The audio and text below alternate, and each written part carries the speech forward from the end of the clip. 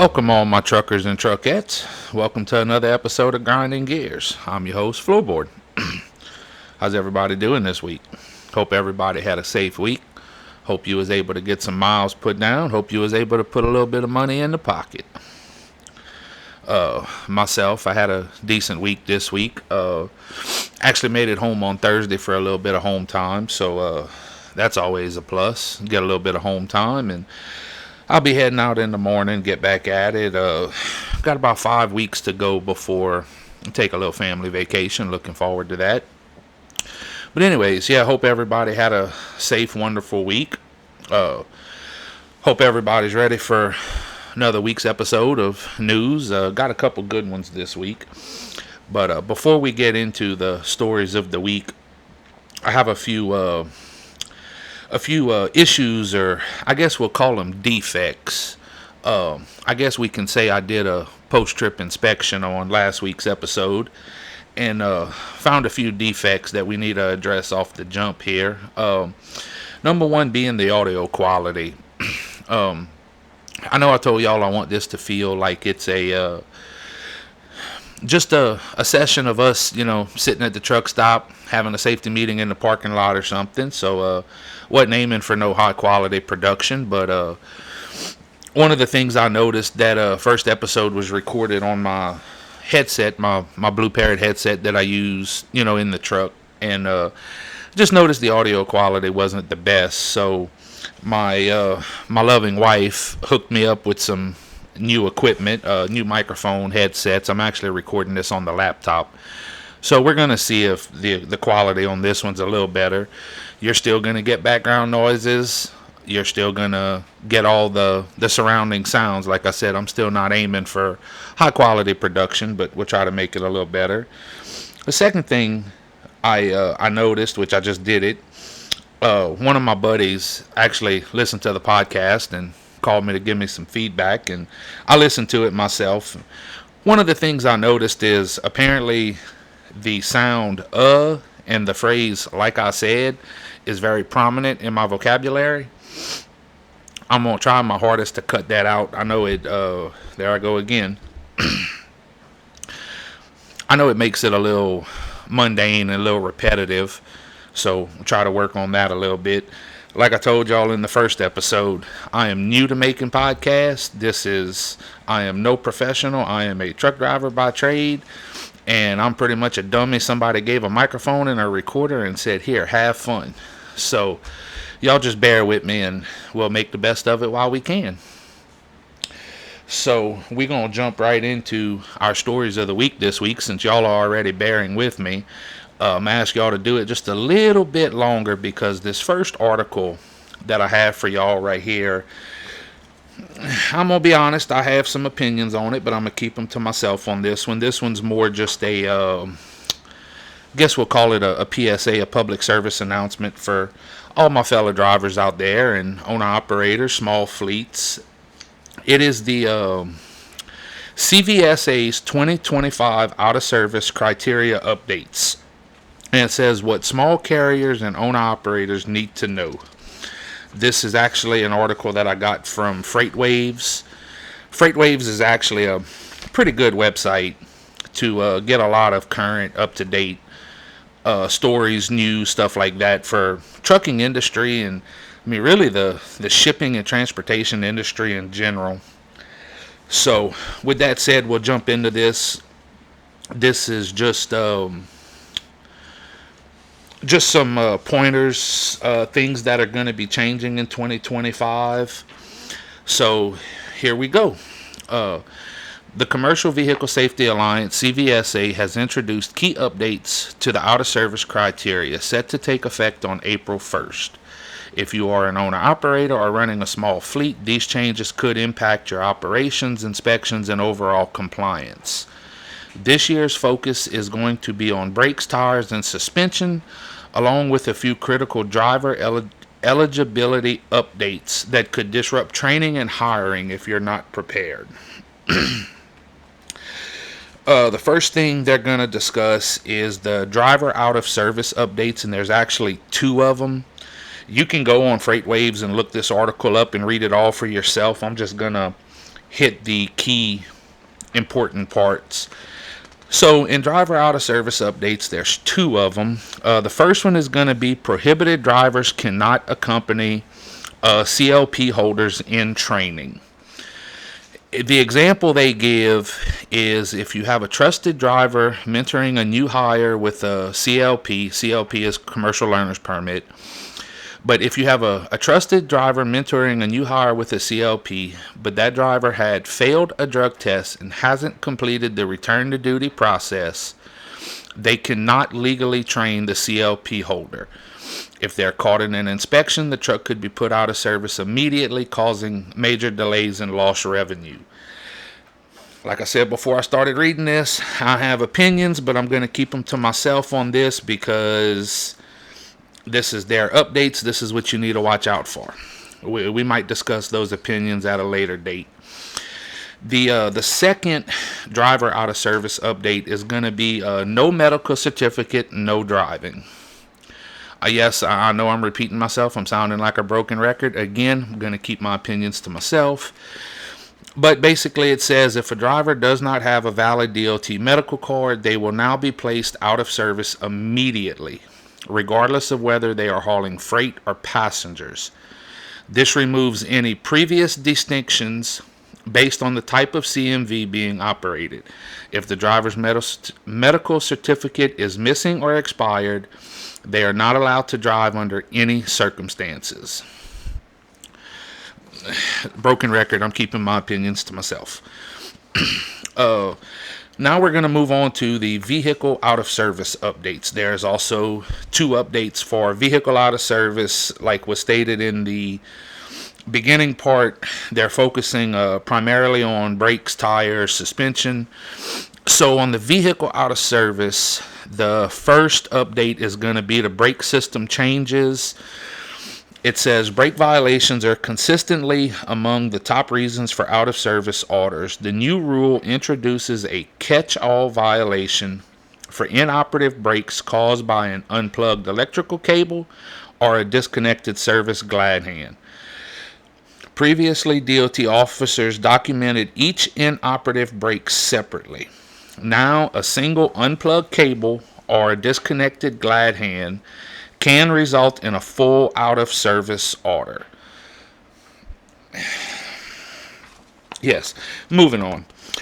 Changes to airline and tubing rules. A previous rule that classified crimped airlines as an automatic out of service violation has been removed.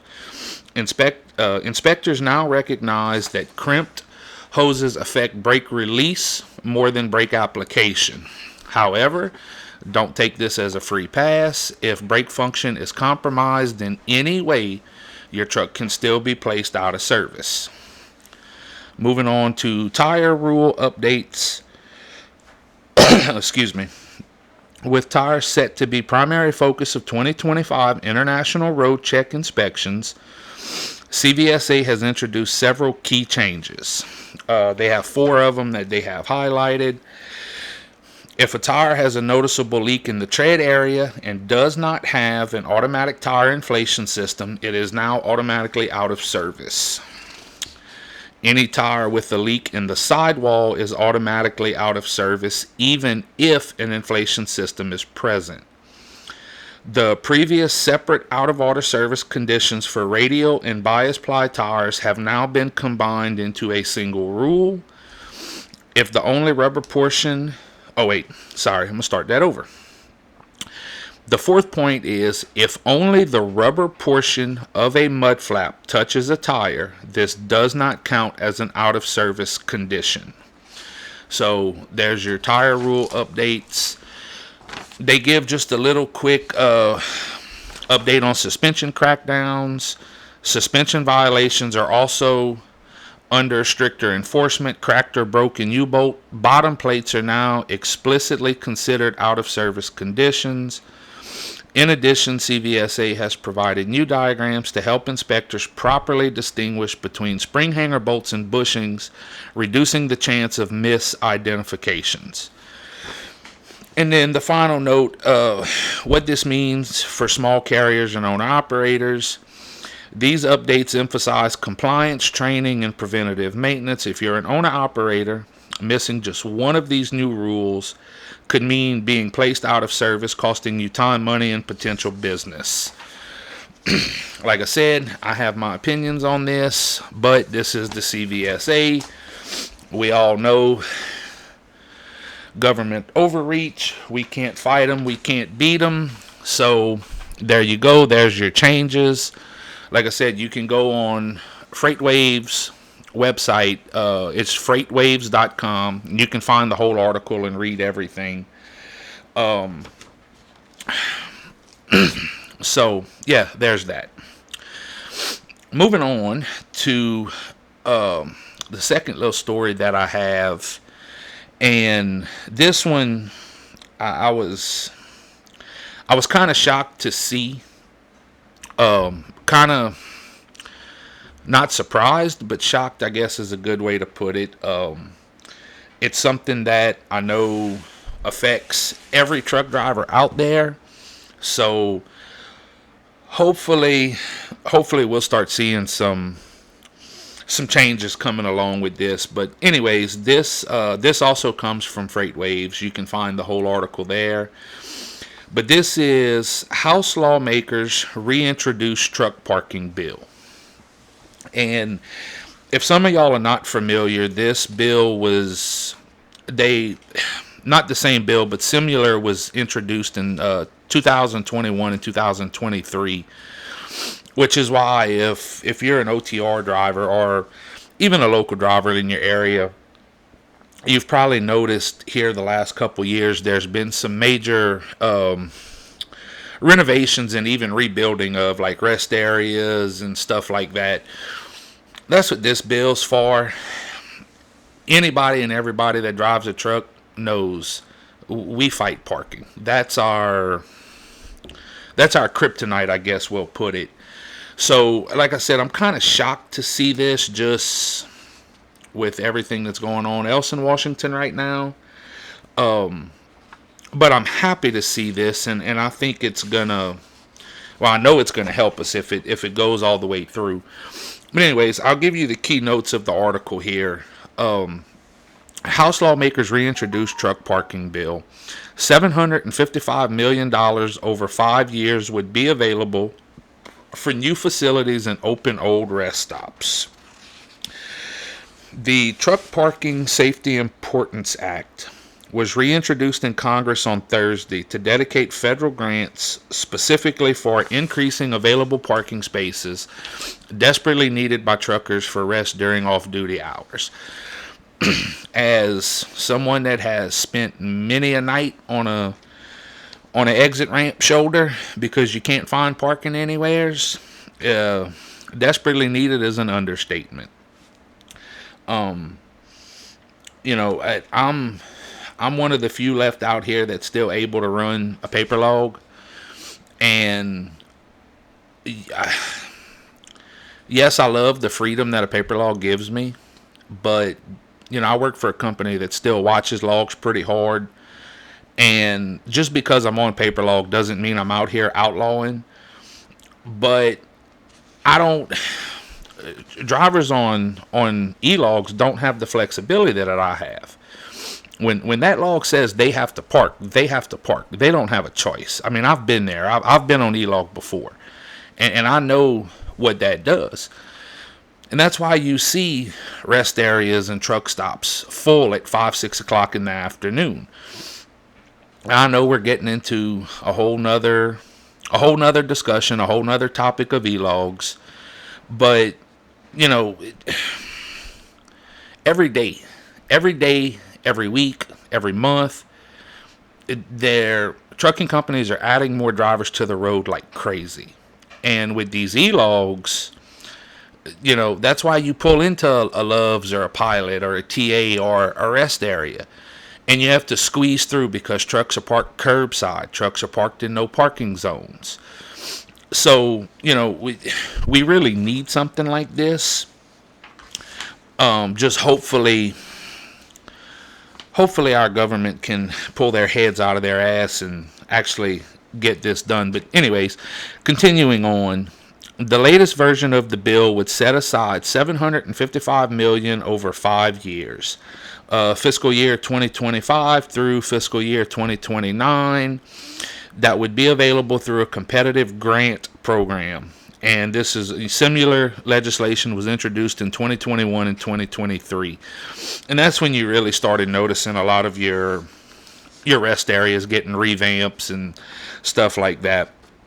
Um, but owner operators and carriers have been pushing lawmakers on the issue as one of their top concerns for the past 5 years. This is a quote from Todd Spencer, who is the president of OIDA, which is the Owner Operator Independent Drivers Association. I can tell you firsthand that when truckers don't have a safe place to park, we are put in a no-win situation. And what he's talking about is kind of where I don't have it highlighted, but I'll continue reading. We must either continue to drive while fatigued or out of legal driving time, or park in an undesignated or unsafe location like the side of the road or abandoned lots. It forces truck drivers to make a choice between safety and following federal out-of-service rules. The current situation isn't safe for the truck driver, and it's not safe for others on the road. And it's true. Back to what I said, as someone that spent many a night parked on an exit ramp shoulder, just look, you see it all the time in the news. Truck sitting on side the road, a truck sitting on an off ramp. They were hit. Somebody was killed. You know, it's not safe. It's not safe. It's not a good idea. But when you pull into a truck stop and you can barely even get through the parking lot because there's so many trucks in there, when you get off at a rest area and you literally have to creep through the rest area because they're parking in the driveway, they're parking behind parked trucks. You know, parking is a serious major problem we face on the road, and it does need to be addressed. Continuing on with just the end of the article here. American Trucking Association President Chris Spear agrees, calling the lack of truck parking an unacceptable risk to both truckers and the nation's motoring public. Congress must step in to provide a solution. Projects eligible for grants under the legislation include new standalone safety rest areas for truck parking, or adding parking spaces adjacent to private commercial truck stops or travel plazas. Now, here's where I get torn. My opinion is the government already has their hands in too much stuff with the trucking industry. Government overreach is why, if you want my opinion, government overreach is the reason we're having this problem in the first place, because of e-logs and, you know, just everything else. Now, on the flip side, I understand that you have the, what do I want to call them? Highway heroes, your super truckers, your the ones that think they don't need to sleep, the ones that I know I'm reaching back in time here, kind of showing my age a little bit, but the ones that keep that special toothpick in their mouth, I understand you still have those few drivers out there like that, and I understand that's why e-logs, you know, were pushed and became a big thing. But the typical, you've heard everyone say argument of, I don't need a computer telling me when I'm tired. I don't need a computer telling me when it's time to sleep. I 100% agree with that. The problem is when that computer is telling, I should have looked this number up if I'm going to make this statement, but I don't remember the exact number, but I know we're in the hundreds of thousands of truck drivers out there in the country. And when you have this computer telling hundreds of thousands of truck drivers that it's time for him to go to bed, that's when you end up with the problem we're facing right now with parking, where you have hundreds of thousands of trucks all trying to get off the road at the same time, pull in the truck stops, pull in the rest areas. I know what people are going to come on here and say, oh, well, that's why I sleep during the day and that's why I drive at night. That's fair. And in some cases, I do that too. But again, like I just said, there's hundreds of thousands of truck drivers out there. So how long is it going to be before even half of those truck drivers get that same mentality and go, oh, well, I'm just going to drive at night and sleep during the day? That's fine. Yes, I understand you're alleviating a parking problem at a certain time of the day, but now you're keeping truck stops and rest areas completely full 24/7. So it's 100% we need this bill. Like I said, I'm not real thrilled that Congress is getting involved, but at the same time, it may take a little federal funding to make a lot of this happen. So I'm glad it's happening. I'm not real thrilled, but we need the parking. I also think stemming off of this, there needs to be, I don't know, some e-log changes, some logbook changes, some hours of service changes. There's a lot more changes that I think need to be included with that to alleviate the problems altogether. Will it ever happen? Will we ever see it? Probably not. But it's good to be hopeful and think about it. So hopefully in the next 4 or 5 years we'll start seeing some more parking. All I can say in the meantime is everybody be safe. If you have to be one of the ones that parks on an exit ramp shoulder, or try to park curbside in a truck stop, or park somewhere where you're not supposed to be, the only thing I can tell you is be safe, best of luck. I mean, I don't mean that in an ugly way, because I have to do it too. So just be safe out there if you're one of the ones having to do that. And then this last story I'm gonna get into. When I read this during the week, I was blown away, baffled. A mix of opinions, I guess I'm gonna say on this. So I'm gonna preface reading this story and giving my opinions by stating I am not a law enforcement hater. I very much love and respect excuse me, very much love and respect our law enforcement. As crazy as it sounds, I even appreciate and respect our DOT. I know a lot of people, myself included, I've been there. You have an interaction with DOT, you tend to take it a little personal, but I still appreciate them and respect them. But after reading this article that I'm fixing to read, when I tell y'all I was absolutely just floored and baffled.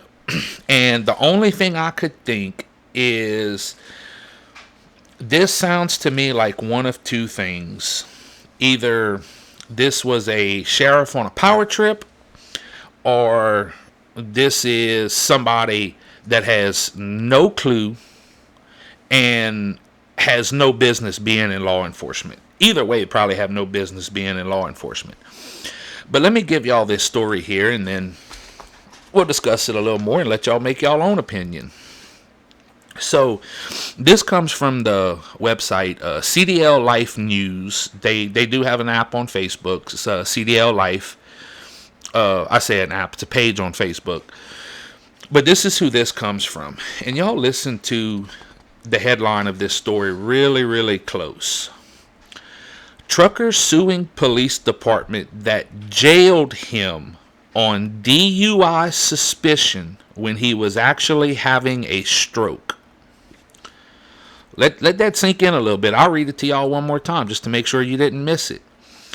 Trucker suing police department that jailed him on DUI suspicion when he was actually having a stroke. If you think that's bad enough, wait till I get into the story. 54-year-old truck driver William Heim, I hope I'm pronouncing his name right. I believe it's Heim. 54-year-old truck driver William Heim from Kentucky is suing the Wytheville Police Department for an April 26, 2023 incident on East Main Street in Wytheville, Virginia. The lawsuit was filed on January 25th, 2025. According to WDBJ7, Heim crashed his tractor-trailer into an SUV on East Main Street, and Sergeant Zachary Puckett with the Wytheville Police Department responded to the scene. Heim was clearly disoriented, and Puckett quickly accused him of being under the influence. All right, partner. This is a quote from Puckett. All right, partner, I'm going to ask you some questions, and I want you to be honest with me, okay? Honesty goes a long way with me. What types of drugs are you using? Questions Puckett. Heim responded no to each of the questions and was put through cognitive test and a breathalyzer test. Court documents show Heim blew a 0.01. Heim was also never asked if he needed medical attention and was soon placed under arrest and booked into the New River Valley Regional Jail on a DWI charge. His universal drug screening came back negative. In the suit, Heim claims that he was left in his cell for 27 hours. 27 hours. During that time, he was disoriented and unable to control his bodily functions, including urinating on himself several times. He was still never offered medical care and remained in the cell until his sister finally begged jail staff to get him medical help. At 5 p.m. the day after the crash, 27 hours after the crash, Heim was taken to Carrollton New River Valley Medical Center, where it was determined that Heim had suffered a stroke and was not under any substances. The suit is seeking over $10 million in damages for the incident, alleging that Puckett and two other officers involved in Heim's arrest were negligent. The lawsuit states that the officers should have known the trucker was suffering a stroke due to previous training. You think? But here's the best part. The very last sentence in this article says Heim's DWI charge has been dropped.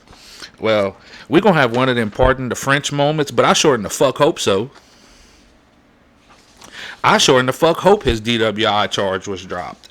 And if you want my opinion, I hope he fucking sues Wytheville Police Department for everything they have. You know, that was a sergeant that rolled up on him, made an assumption, completely failed to do his job, and threw a man in jail for 27 hours that was having a stroke. Again, I hope he sues the fuck out of him and wins. I hope he gets every last penny of that $10 million he's suing for. You know, can you imagine? Like, no, you can't. I'm not even going to say that because nobody can imagine. Where it states, let me find this again.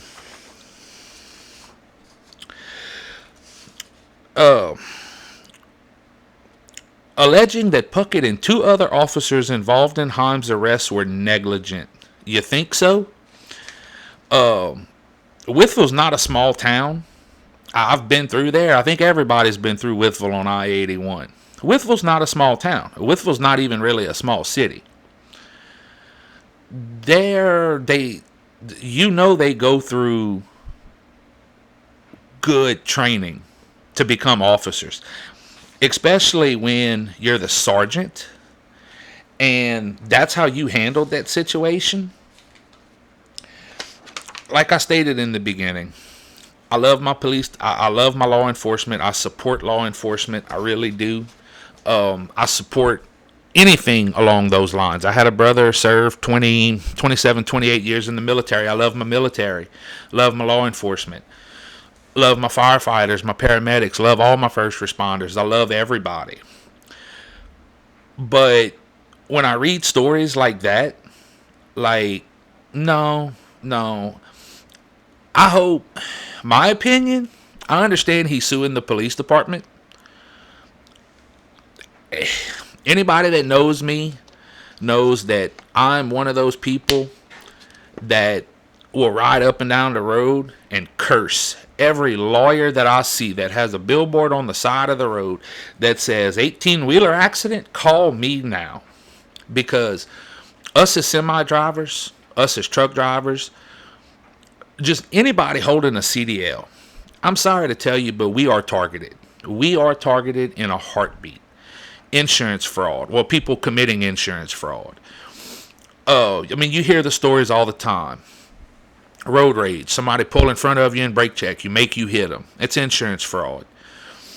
You see all these attorneys going after, trucking companies, truck drivers. We're targeted. You do have some law enforcement that targets truck drivers in a certain way. I'm fully aware of that. But when you start playing with another human being's life, and you make that assumption and you think you're the know-it-all, that oh, this man's intoxicated, this man's under the influence. The lawsuit is 100% right. His training should have kicked in right there. And I don't know the man. I don't know either one of these people. Like I said, this is just an article I found. But something tells me this man has the type of mentality that he's always right and he knows it all. So to a certain extent, I don't know how much his training played a part in that. That is my personal opinion. Don't come at me. Don't attack me for it. That is just my opinion.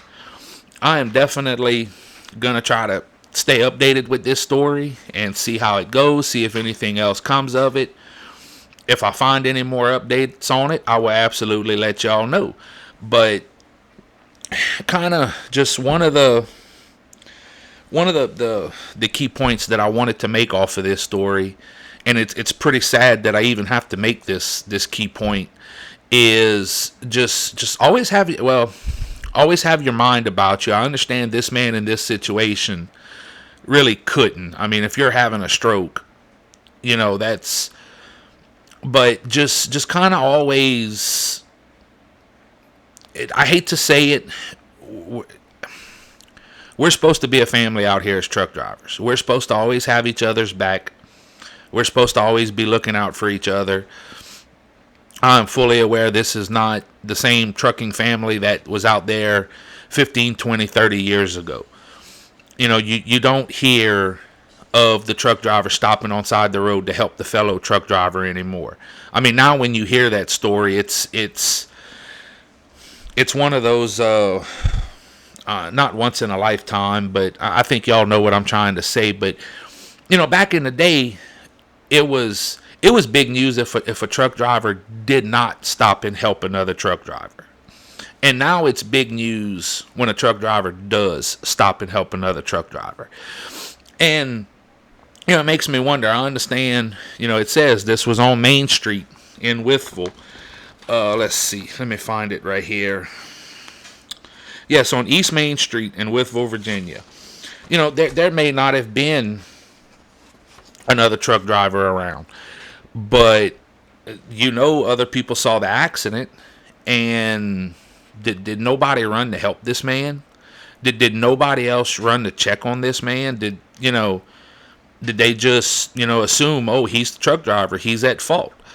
That's what I think the sergeant did. The sergeant just made an assumption. The truck driver's intoxicated, he's at fault.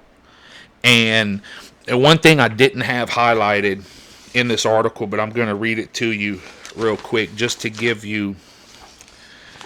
The lawsuit claims that the department's treatment of Heim resulted in extremely delayed medical care, leaving him with extensive and permanent injuries. Heim now requires assistance 24 hours a day, 7 days a week in order to survive. So, again, Sheriff Puckett, or Sergeant Puckett, excuse me. He is not the sheriff. He is the sergeant. Sergeant Puckett, you ruined this man's life because you made an assumption. I'm assuming because you're a know-it-all. So you know what? I hope you go down with the police department on that one. That's my opinion, but that's how I feel. I hope you go down with the police department on that one. You ruined that man's life. You ruined that man's family's life by making an assumption. So, but anyways, now that I done got myself riled up on that story, I think we're going to go ahead and call this one an end right here. It's a little bit shorter than the last one, but I did some research, looked around, and that was really, there was some other stories that I had seen weren't real prevalent. So I think we're gonna call it good with those three for the week. Gonna definitely start doing my research. Like I said, I'll be leaving the house tomorrow morning. Today is Sunday. I'll be leaving the house in the morning, getting back on the road. So I'll be back to checking all my sites and pages and everything every day. Oh, excuse me, looking for the stories. So with that said, we're going to go ahead and wrap it up. And as always, all my fellow truckers, truckettes, and anybody and everybody else out there listening, I hope everybody has a wonderful, Monday morning you'll be listening to this, so I hope you have a wonderful start to your week. Hope you have a blessed and beautiful, safe week. And we will definitely catch y'all in a week with some more stories. Everyone be safe. Catch you on the flip.